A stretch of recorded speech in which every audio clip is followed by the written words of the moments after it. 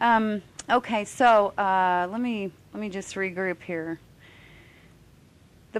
I think the point was that in order to achieve results with social justice groups, we've got to know what happened on 9/11, and American people have to know what happened on 9/11, because as long as they continue to buy what we're told, that they want to kill us and they want to come here and kill us, so we have to go there and kill them first, then people can't really people can't assess what's really going on. They don't know what to react to. And we're in a reaction mode. We're reacting mainly to the evening news, or reacting to the whole thing by, watching the races and popping another beer, and which is, it's kind of understandable. This psychological operation between the media and the government in the United States has been really, really powerful, and the fact that we don't know where other countries are, let alone that they have any issues, and that maybe the rest of the world doesn't like it that America is becoming an empire, and that the plan for American hegemony has been in the works for a really long time. And Americans have this, many Americans have such a nationalistic pride.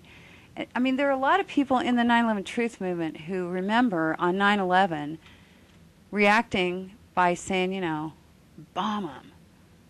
We got to go get them. They did that to us in our country. And now the people who feel that way, a lot of them look back at it and think, I feel bad. But, everybody bought the national fervor, and they showed the buildings crash over and over and over. How many people know how many, okay, I don't know quite how to ask that with this group, but there were 2 airplanes that hit towers in New York City, and yet 3 buildings utterly collapsed into dust that day.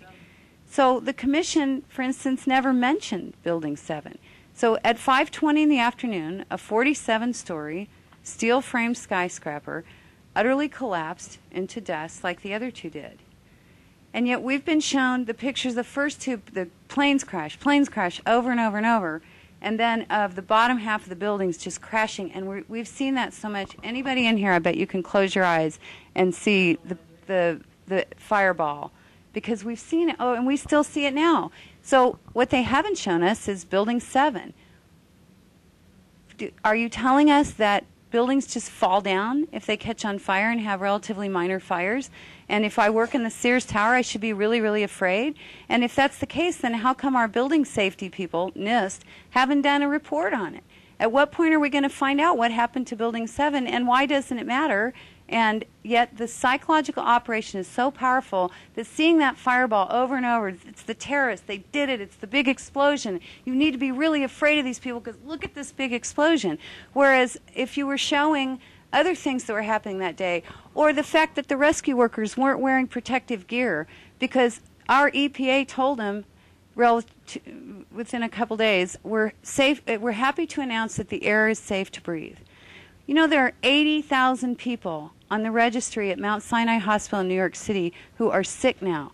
I know some rescue workers, they're drowning. They're drowning in their lungs because Christy Todd Whitman, together with Condoleezza Rice, told them, it's all good. Come back to work. We're going to reopen Wall Street. And these people are dying. There are children who were high school students at the time of 9/11 who now have non-Hodgkin's lymphoma at age 24 and probably will die because our Environmental Protection Agency said the air is safe to breathe. So the people in and furthermore, you should clean your apartments with soap and water, and they provided buckets.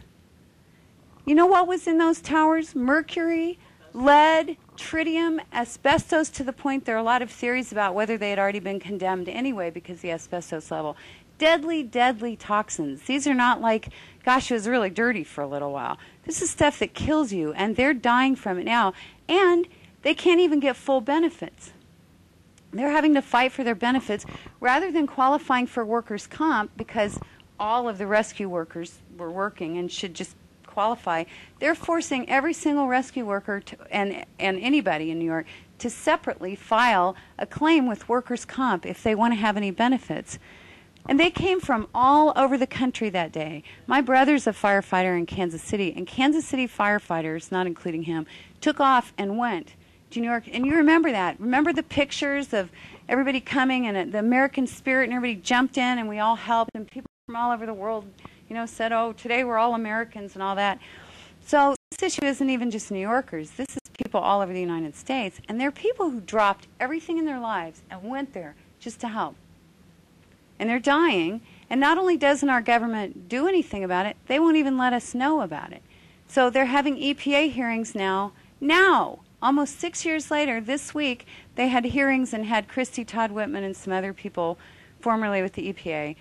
And they basically softballed him. There were a couple of Democrats who were really angry. Gerald Nadler, whose district includes the towers, was really angry. But mostly they said, well, Ms. Whitman, we just all believe that it was a terrible day and it was so much confusion, and we thank you for doing your best.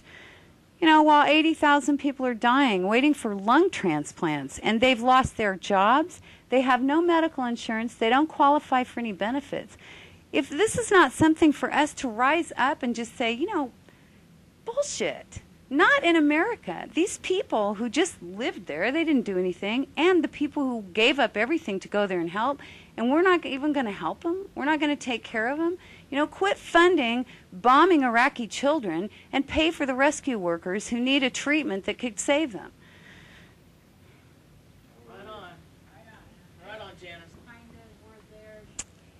You know, we're quick to jump on the accusations. It's really simple to say the government did it, no, it was an inside job, etc. And we don't actually know who was involved in it. Clearly, some members of the administration were involved in it. There's lots of theories about why Bush actually sat in a chair reading a book, and why the Secret Service didn't scoop him up out of the elementary school, which is another one of these little pet peeves. As a mom, I'm thinking, those kids are all sitting in that school while Bush is listening to them read a book about a goat, while the nation is under attack. Can you imagine the mothers at the door saying, get my kids out of there? Because the whole world knew where he was going to be speaking. It had been real highly publicized, and he was doing a photo op on how fabulous it is reading Education in America. And when the first building was hit, he nonetheless went on with this photo op to talk about teaching and education in America.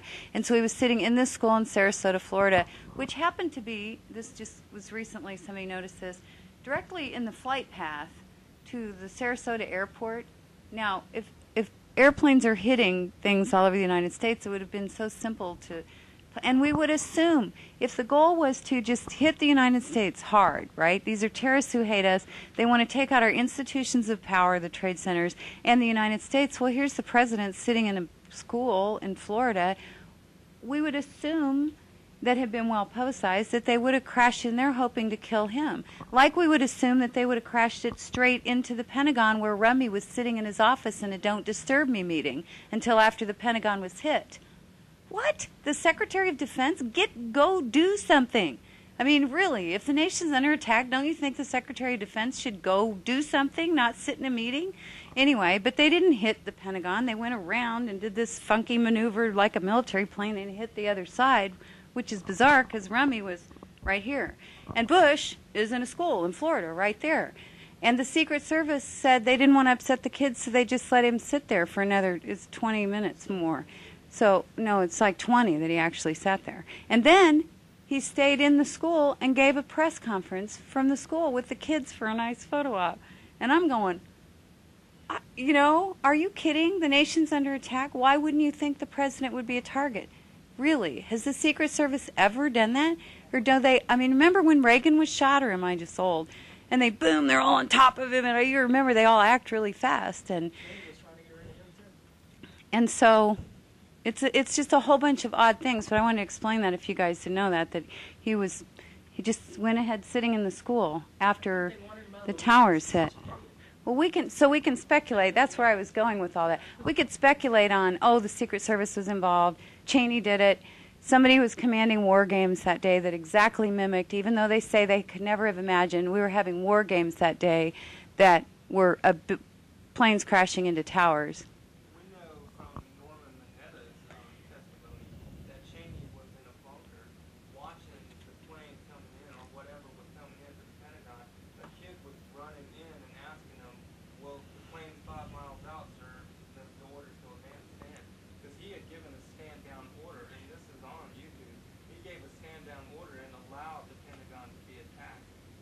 that kid kept coming in, and Norman Mineta, the Secretary of Transportation, gave this testimony to the 9/11 Commission. So we know that Cheney himself was sitting in a bunker and allowed